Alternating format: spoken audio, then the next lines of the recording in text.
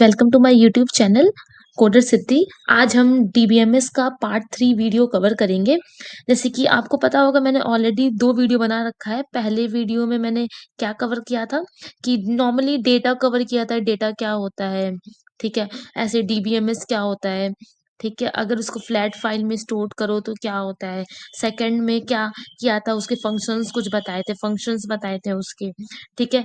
फिर क्या बताया था कि डेटा और कितने टाइप्स में स्टोर होते हैं, जैसे कि रिलेशनल डेटाबेस, ठीक है, रिलेशनल डेटाबेस में बताया था मैंने। फिर नो सीक्वल बताया था। ऐसे बहुत सारे मैंने 4 बताए थे। लेकिन आज हम जानेंगे रिलेशनल डेटाबेस के बारे में, कैसे स्टोर होता है, क्या होता है। तो चलिए फिर जानते हैं। तो जैसे कि रिलेशनल डेटाबेस में उसे हम लोग क्या कहते हैं, RDBMS, relational database management system, इसका ये फुल फॉर्म होता है, ठीक है। तो आरडीबीएमएस, ठीक है, आरडीबीएमएस इसका फुल फॉर्म होता है, ये होता है रिलेशनल, रिलेशनल होता है ये, ठीक है, ये होता है रिलेशनल। ये थोड़ा आप समझ लेना, इतना अच्छा नहीं लिखा रहा है। एंड यहाँ पे होता है डेटाबेस, डेटाबेस, और ये क्या है, मैनेजमेंट सिस्टम, ठीक है, मैनेजमेंट, ये है सिस्टम। इसमें मैं अभी आपको एक नोट्स भी दिखा दूंगी, आप उसका टेंशन मत लेना कि यहाँ मैं ऐसे नॉर्मली लिख रही हूँ, ठीक है। ये होता है आरडीबीएमएस। अब आरडीबीएमएस क्या होता है, ठीक है, ये नॉर्मली डेटा किसमें स्टोर करता है, टेबल्स के फॉर्म में। आरडीबीएमएस जहां भी लिखा हो कि डेटा स्टोर है आरडीबीएमएस में, आरडीबीएमएस में, ठीक है, तो समझ लेना डेटा किसमें इसमें स्टोर्ड है, टेबल्स के फॉर्म में, टेबल्स, ठीक है, टेबल्स के फॉर्म में स्टोर है, ठीक है। अब हम थोड़ा टेबल्स में क्या होता है, आप नॉर्मली मैथ्स पढ़े होगे, टेबल्स में क्या क्या पाया जाता है, 2 चीज पाया जाता है, एक होता है रो, एक होता है कॉलम होता है। तो अब हम पहले तो टेबल के बारे में जानते हैं कि क्या, हम तो नॉर्मली मैथ्स में इसको टेबल बोलते हैं, रो बोलते हैं, कॉलम बोलते हैं, लेकिन हम डीबीएमएस में जब हम सीक्वल का क्वेश्चंस लगाते हैं या फिर सीक्वल की बात करते हैं, डीबीएमएस की बात करते हैं, तो हम लोग इसको किस नेम से प्रोनाउंस करते हैं। सबका अपना अपना नेम होता है। तो चलिए फिर स्टार्ट करते हैं। खोल के दिखा है, इसमें क्या है, रिलेशनल मॉडल के बारे में मैंने लिखा है। रिलेशनल डेटाबेस स्टोर डेटा इन रिलेशनल टेबल्स के फॉर्म में, जैसे कि बोला टेबल्स के फॉर्म में, और each relation must have a name, और सब टेबल का अपना, सब टेबल का अपना एक नेम होता है। अब जैसे कि इस यहाँ मैं बता रही थी कि यहाँ पे, अब जैसे है कि रोज क्या होते हैं, रोज ये हो गए आपके, कॉलम ये हो गए, और किस किस नाम से, तो उसको मैंने थोड़ा लिख के भी रखा है, अब देखते हैं। तो यहाँ पे ये है, तो यहाँ पे रोज को, कॉलम को क्या क्या बोल सकते हैं, एट्रीब्यूट, कॉलम आप जानते हो फील्ड्स, और यहाँ पे रोज को क्या बोल सकते हैं, रोज को रोज तो बोलते ही हैं, रिकॉर्ड और एक टपल बोल सकते हैं, ठीक है। अब यहाँ पे आईडी क्या हो गया आपका, ये प्राइमरी की हो गया, आपको आगे पता चलेगा। और ये अगर वैल्यू ऐसे कुछ खाली हो, खाली है, तो क्या हो गया, नल। और यहाँ पे डिपार्टमेंट में 3 वैल्यू हम ऐड कर सकते हैं बस, इसके अलावा कुछ और नहीं। आईसीपीईटीए या फिर आईवीएस, यहाँ लिखा हुआ है तीनों, ठीक है। तो यहाँ पे तीनों लिखा हुआ है, आपको दिखा देते हैं अच्छे से, तीनों लिखा हुआ है। तो यहाँ पे वो डोमेन हो गया, क्या क्या कुछ, लेकिन यहाँ पे सैलरी में कुछ भी ऐड कर सकते हैं, तो यहाँ पे वो डोमेन नहीं है, जहाँ पे हम एग्जैक्ट हम कुछ भी, जैसे कि स्कूल में हम स्कूल का नाम ही अपना वाला ही ऐड करो, और कोई स्कूल नहीं ऐड कर सकते, वो एक डोमेन हो जाता है, ठीक है। अब रिलेशनल को कैसे, टेबल को कैसे लिखते हैं, इस टेबल का नाम एम्प्लॉय था, क्या क्या फील्ड्स है, ऐसे फील्ड्स ये हमने लिखा हुआ है, ठीक है। अब कार्डिनलिटी निकालते हैं ऐसा किसी भी रिलेशन का, ठीक है। तो पहले जानते हैं कार्डिनैलिटी होता क्या है। कार्डिनैलिटी क्या होता है, नंबर ऑफ रोज इन अ, कितने नंबर ऑफ रोज कंटेन कर रहा है कोई टेबल में, वो होता है कार्डिनैलिटी, ठीक है। क्यों निकाल रहे हैं, आपने क्वेश्चन तो उठा ही होगा, हम कार्डिनैलिटी क्यों निकाल रहे हैं। अब कार्डिनैलिटी से पता चलता है कि हमारे रोज, हमारे टेबल में कितने रोज हैं, ठीक है। अगर किसी की कार्डिनैलिटी 0, इसका मतलब टेबल क्या हो गया, साफ पता चल गया, एम्प्टी है। अगर किसी कार्डिनैलिटी 1, इसका मतलब क्या हो गया, टेबल में एक रो है, ठीक है, डेटा एक ही है, एक एक एक एक, एक किसी एक पर्सन का डेटा होगा, या फिर किसी एक चीज का डेटा होगा, वो बताता है कार्डिनैलिटी कि टेबल में क्या कितनी इन्फॉर्मेशन है, इससे पता चलता है। तो नंबर ऑफ रिकॉर्ड्स बोल सकते हो, जैसे कि वही रोज को हम 3 वर्ड में बोलते हैं, रिकॉर्ड, रोज या टपल। तो आप नंबर ऑफ रिकॉर्ड्स बोल सकते हो, नंबर ऑफ रोज बोल सकते हो, या फिर नंबर ऑफ टपल्स बोल सकते हैं। तो अभी इस टेबल की कार्डिनलिटी क्या हो गई, 4। अब एक दूसरे टेबल की बात करते हैं, क्योंकि 5 रोज है ये, ठीक है, कि कितने रोज है, ये 5 रोज है, इस टेबल की भी 5 हो गई, ऑर्डर्स टेबल की, ठीक है। अब इस शिपिंग टेबल्स की भी कार्डिनलिटी कितनी होगी 5। अब इससे पता चल रहा है कार्डिनलिटी, कोई बोल दिया कि मेरे टेबल की कार्डिनलिटी है 4, ठीक है, तो इससे क्या पता चला कि 4 रोज होंगे, ठीक है, मेरी टेबल की कार्डिनलिटी है 0, इसका मतलब कोई रोज ही, इससे पता चलता है, ठीक है, कितने डेटा आपके टेबल में है। यहाँ मैंने अब जैसे बताया था एट्रीब्यूट्स, कॉलम को हम एट्रीब्यूट्स बोल सकते हैं, रोज को हम टपल्स बोल सकते हैं। यहाँ पे थोड़ा डेफिनेशन मैंने लिख रखा है, आप नोट डाउन कर सकते हो, आपके इंटरव्यू में पूछा जा सकता है या फिर कॉलेज के पेपर में पूछा जा सकता है। तो यहाँ पे ये मैंने 2 डेफिनेशन लिख रखा है, आप इसे नोट डाउन कर सकते हो, ठीक है। अब यहाँ पे कार्डिनलिटी की बात होगी, रिलेशन मॉडल क्या होता है, टपल्स क्या होते हैं, रोज को हम कितने वर्ड में बोलते हैं, टप कॉलम को हम कितने वर्ड में बोलते हैं, डोमेन क्या क्या बता रहा है। ये प्राइमरी की मैंने यहाँ लिख नहीं रखा है, लेकिन आईडिया प्राइमरी की है, ये भी यहाँ बता रहा है, ठीक है। अभी हमने क्या-क्या समझा? पहला तो कि आरडीबीएमएस नॉर्मली क्या होता है, ठीक है? उसमें टेबल्स को हम क्या-क्या बोल सकते हैं, टेबल्स को या फिर होते हैं, ठीक है? उसको हम लोग क्या-क्या बोल सकते हैं और टेबल में मतलब क्या-क्या कैसे-कैसे टेबल स्टोर होता है, प्राइमरी की क्या होता है, नॉर्मली मैंने प्राइमरी की आपको दिखाया है। अब प्राइमरी की कैसे करते हैं, कैसे लेते हैं, उसकी क्वेरी क्या होती है, सब आगे आपको पता चलेगा। डेफिनिशन भी मैं आपको एक प्रॉपर दिखाऊँगी, ठीक है? अब हमने तीसरा क्या पढ़ा? कार्डिनैलिटी। कार्डिनैलिटी, ठीक है। कार्डिनैलिटी पढ़ा, जो बताता है नंबर ऑफ रोज कितने हैं, नंबर ऑफ रोज कितने हैं या फिर जो भी रोज को जो 3 वर्ड बोलते हैं, आपको पता ही होगा, मैंने अभी दिखाया। अब हम पढ़ेंगे अभी मैंने आपको नल भी बताया, नल क्या होता है, डोमेन क्या होता है, इन सब का भी मैं अभी आपको डेफिनेशन दिखा दूंगी, डोमेन क्या होता है, ठीक है। अब हम क्या क्या पढ़ेंगे, इसका डेफिनेशन आपको दिखाना है, डोमेन का भी मैं आपको डेफिनेशन दिखा दूंगी। पहले हम चौथा पॉइंट क्या पढ़ते हैं, हम पढ़ेंगे पहले डिग्री क्या होता है। अब कार्डिनैलिटी होता है नंबर ऑफ रोज, डिग्री होता है नंबर ऑफ एट्रीब्यूट, ठीक है। अब एट्रीब्यूट आपको पता होगा एट्रीब्यूट किसे कहते हैं। अब कोई आपके सामने बोल दिया ना एट्रीब्यूट टपल क्या होते हैं, तो पता होना चाहिए क्या होता है। एक बार फिर से रिवाइज कर लेते हैं जो भूल गए हो।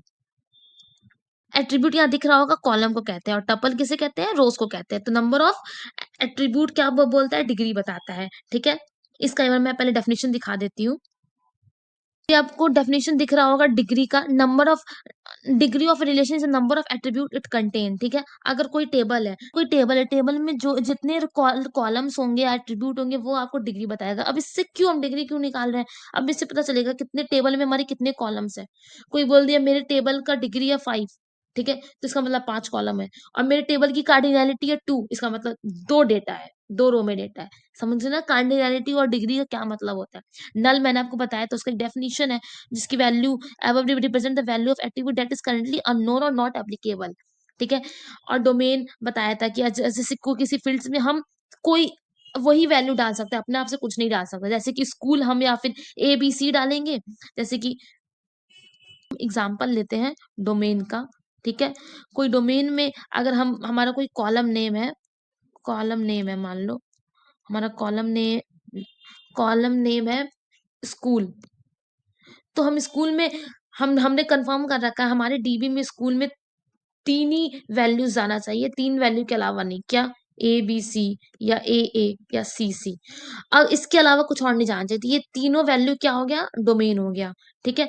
लेकिन हम कभी कभी क्या होता है कुछ भी वैल्यू डाल देते हैं, जैसे एग्जाम्पल में बात करते हैं, फर्स्ट नेम में हम कुछ भी डाल सकते हैं कि कोई भी नेम आ सकता है, लास्ट नेम में भी कोई भी नेम, एज भी कोई भी नेम, लेकिन कंट्री में हमारी वही कुछ स्पेसिफिक कंट्री ही आएंगे। जो अब हम कंट्री कुछ और एबीसी कंट्री थोड़ी डाल सकते हैं, लेकिन कंट्री कंट्री होंगी।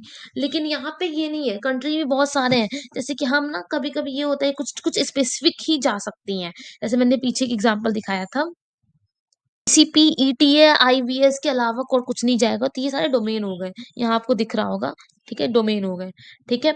अब इसका डेफिनेशन मैं दिखा देती हूँ। और नल वैल्यू का भी मैंने अभी थोड़ी देर पहले डेफिनेशन दिखाया था, तो ये होता है नल वैल्यू जिसमें खाली हो बॉक्स, ठीक है। Domain set of allowance value for one और मोर एट्रीब्यूट, ठीक है। अब रिलेशन मॉडल मैंने बताया जिसमें डिस्टिंक्ट एक रिलेशन अपना मतलब टेबल का एक खुद का एक अलग नेम होता है, सेम नेम नहीं होगा किसी भी टेबल का रिलेशनल मॉडल में, ठीक है। ये हो गया। अब डेटा इंटीग्रिटी मैंने यहाँ कुछ लिखा हुआ है, कुछ बहुत सारी चीज़ें लिखी हुई हैं, आपको दिख रहा होगा ये सारी, ठीक है? पहले डेटा इंटीग्रिटी के बारे में समझ फिर डेटा इंटीग्रिटी के बारे में बात करते हैं। डेटा इंटीग्रिटी क्या करता है मेनली? मेनली आप जो भी डेटा स्टोर करा रहे हो उसका वो पूरा मेंटेन रहे। अगर 5-6 लोग एक साथ एक्सेस कर रहे हैं डेटा, एक साथ ले रहे हैं डेटा, तो आराम से सबको डेटा जाए। मॉडिफाई कर रहे हैं तो अच्छे से मॉडिफाई हो, मतलब सारी काम अच्छे से हो, ठीक है? तो डेटा इंटीग्रिटी हम कैसे कर सकते हैं? पहले डेफिनेशन पढ़ते हैं। Data integrity refers to maintaining and assuring the accuracy and the consistency of data over its entire life cycle. ठीक है, ये एक डेटा इंटीग्रिटी ये क्या करता है, मेंटेन रखता है, एश्योर करता है कि जो भी हम डेटा रख रहे हैं उसको आराम से ले सकें, बहुत सारे एक साथ ले रहे हैं तो एक दूसरे को इफेक्ट ना हो, सारी चीजें ये मेंटेन करता है। डेटा इंटीग्रिटी का काम मेनली यही होता है, ठीक है? तो database system insured data integrity through the constraint which are used to restrict data to entire that can be entered or modified in the database। अब हम इन 3 स्टेप से हम डेटा इंटीग्रिटी कर सकते हैं। हमने तो बोल दिया डेटा स्टोर करा रहे हैं उसका मेंटेनेंस होना चाहिए, कोई कोई साथ में मॉडिफाई करे तो एक दूसरे को इफेक्ट ना हो, साथ में कोई डेटा ले तो एक दूसरे को इफेक्ट ना हो, सिक्योरिटी हो, सारी चीजें हो। तो हम मेनली ये 3 चीजों से हम करते हैं। पहला क्या है, एंटिटी इंटीग्रिटी, डोमेन इंटीग्रिटी और डिफरेंशियल इंटीग्रिटी, ठीक है? अब मैंने एक शॉर्टकट में लिखा है, डोमेन इंटीग्रिटी कॉलम्स को कहते हैं, एंटिटी इंटीग्रिटी रोज को कहते हैं और रिफरेंशियल इंटीग्रिटी बिटवीन टेबल्स को कहते हैं, ठीक है? अब कैसे पहले समझते हैं, ये एक मैंने शॉर्टकट में लिखा है। बट अगर हम डोमेन इंटीग्रिटी की बात करें तो समझो कॉलम्स की हम बात कर रहे हैं, क्या क्या बात कर रहे हैं वही बता दूंगी। एंटिटी इंटीग्रिटी में रोज की बात करेंगे, रेफरेंशियल इंटीग्रिटी में टेबल्स की बात करेंगे। तो अब देखो हम लोग किसकी बातें कर रहे हैं, डेटा इंटीग्रिटी।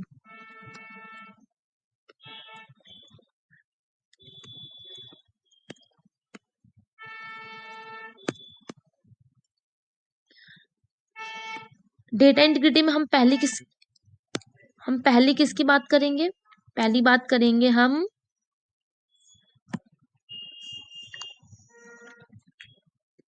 एंटिटी इंटीग्रिटी की।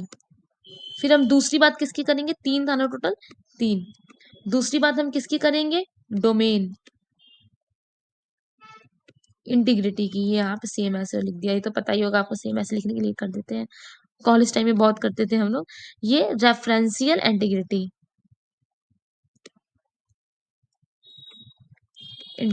ठीक है?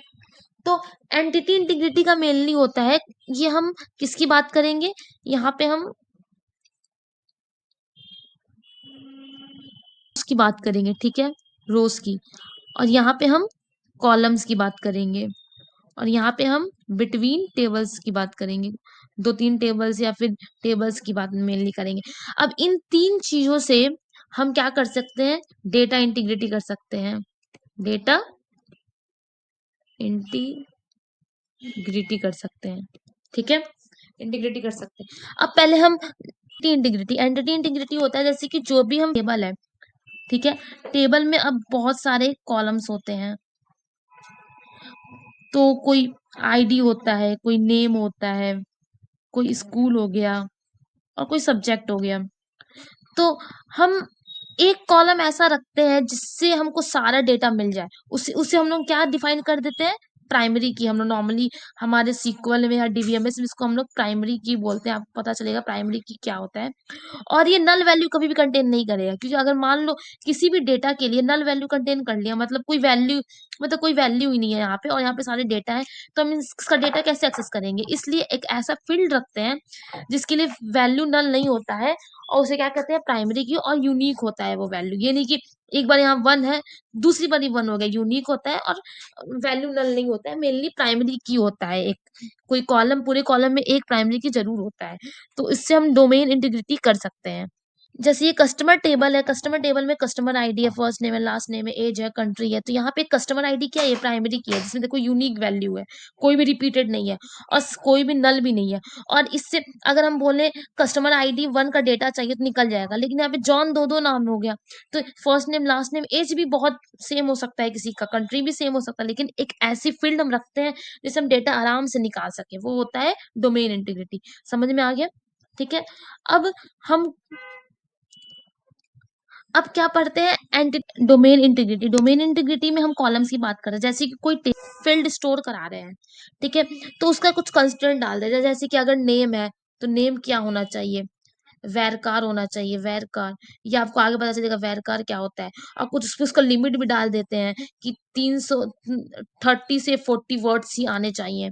अगर कोई अगर कोई मान लो, अगर कोई इसका भी एक बार डेफिनेशन देख लेते हैं पहले, एंटिटी इंटीग्रिटी का और डोमेन इंटीग्रिटी का, फिर हम लोग बात करेंगे रेफरेंशियल इंटीग्रिटी। यहाँ पे वही लिखा है, each table must be have a column और a set of column through which we uniquely identify a rows. ठीक है, एक सारे रोज को एक यूनिकली आइडेंटिफाई कर सकते हैं, एक ऐसा कॉलम होना चाहिए। वो यहाँ प्राइमरी की मैंने देखो ब्रैकेट में डाल रखा है, जो नल नहीं होगा और यूनिक वैल्यू होती है। ठीक है, प्राइमरी की मैं आगे आपको बताऊंगी प्रॉपर डेफिनेशन के साथ। अब डोमेन इंटीग्रिटी वही हो गया यहाँ पे। And entity integrity, attribute table must have a defined domain. वही डोमेन की बात करते जाए, जैसे कि हम पीछे एक टेबल दिखाया था मैंने, उसमें डोमेन 3 से ज्यादा नहीं आप डाल सकते हो, 3 फिक्स था, इसके अलावा भी कुछ और नहीं डाल सकते हो। तो वही डोमेन इंटीग्रिटी हम लोग किसी किसी में कर सकते हैं, या फिर कुछ वर्ड्स डाल देते हैं, कुछ डेटा टाइप डाल देते हैं कि इसमें उसी टाइप के डेटा टाइप्स आएंगे। तो वही चीज, कुछ कंस्ट्रेंट डाल देते हैं। ठीक है, जैसे कि कोई जेंडर हो गया तो मेल या फीमेल ही जाएगा। कोई हम लोग स्ट्रिंग नेम ले रहे हैं तो वो एक तो वैर क्या है, कैर में लेते हैं, वैर कैर क्या होता है ये आगे पता चलेगा। ठीक है, एंड उसका कुछ वो भी लिख देते हैं कि 20 से 30 कैरेक्टर्स ही जाएंगे, उससे ज्यादा नहीं, उससे कम हो सकता है लेकिन उससे ज्यादा नहीं हो सकता। ठीक है, रेफरेंशियल का भी डेफिनेशन देख लेते हैं पहले, फिर उसका एग्जांपल देखेंगे। रेफरेंशियल का each value of column in table must exist as the value of another column in a different different table. ठीक है, अब यहाँ पे कोई भी एक कॉलम का टेबल दूसरे टेबल में एग्जिस्ट होना चाहिए। नॉर्मली ये फॉरेन की बात करा, फॉरेन की का यहाँ मैंने डेफिनेशन लिख रखा है, ये मैं आपको आगे की वीडियो में पढ़ाऊंगी और अच्छे से। डेफिनेशन तो आप लिख लोगे, लेकिन एग्जैक्ट होता क्या है ये आपको थोड़ा आगे वीडियो में पता चलेगा। अब यहाँ पे रेफरेंशियल इंटीग्रिटी की बात कर लें। ठीक है, इंटीग्रिटी क्या होता है? फॉरेन की होता है। ठीक है, FOREIGN, फॉरेन की होता है। ठीक है, अब ये फॉरेन की मेनली क्या होता है? जो एक टेबल को दूसरे टेबल से जोड़ता है, और वो मेनली प्राइमरी की के हिसाब से ही जोड़ता है। ठीक है, इसका एक एग्जांपल आप आगे देखोगे, जब मैं सीक्वल पढ़ाऊंगी तो उसमें फॉरेन की बताऊंगी, या फिर जब फॉरेन की का मैं आपको डेफिनेशन बताऊंगी तो वहां मैं आपको थोड़ा अच्छे से बताऊंगी। मतलब कोई दो टेबल है, ठीक है, जैसे कि इसको रफ करते हैं, थोड़ा सा यहाँ भी मैं आपको क्लैरिफाई कर दे रही हूँ फॉरेन की क्या होता है। जैसे कि कोई दो टेबल है, एक टेबल हो गया आपके पास कुछ है, और एक और टेबल है। टेबल नंबर 1 नाम देते हैं इसको, टेबल नंबर 2 नाम देते हैं। ठीक है, अब यहाँ पे एक मान लो है टेबल का नेम पर्सन आईडी, और ये बहुत सारे कॉलम्स हैं। ठीक है, हम बस अभी एक एक कॉलम की बात कर रहे हैं, और यहाँ पे बहुत सारे कॉलम्स हैं, लेकिन अभी यहाँ पे हम एक कॉलम की बात कर रहे हैं। एक कॉलम है ऑर्डर आईडी। तो यहाँ पे क्या हो गया? टेबल का क्या है? प्राइमरी की होगा, क्योंकि हर एक टेबल में एक प्राइमरी की होना चाहिए।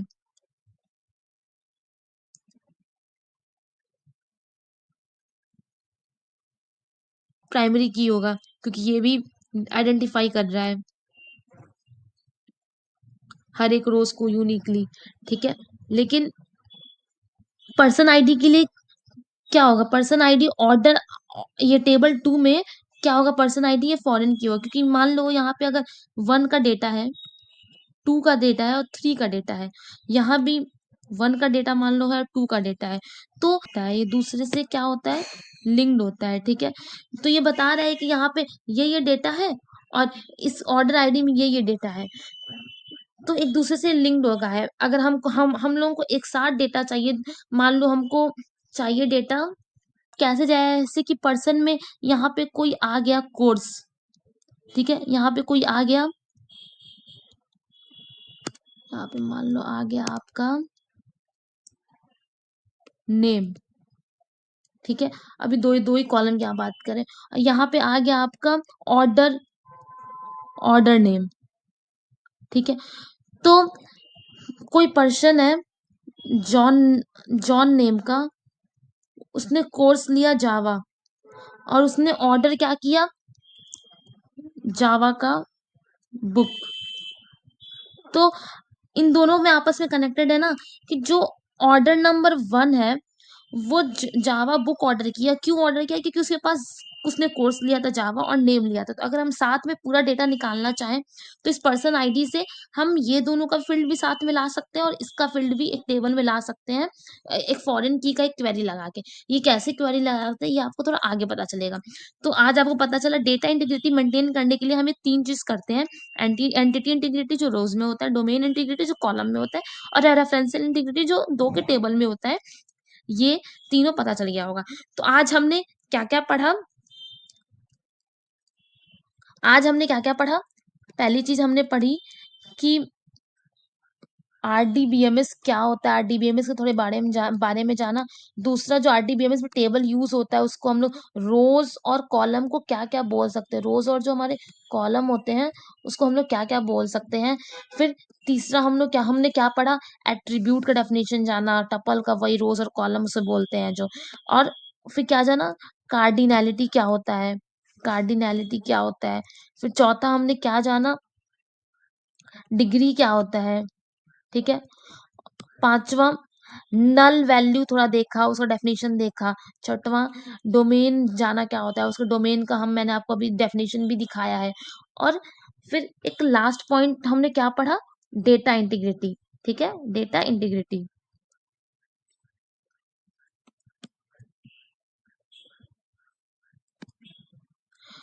इन सब का भी नोट्स मैंने आपको दिखाया है और इसका लिंक भी मैं डिस्क्रिप्शन में शेयर कर दूंगी।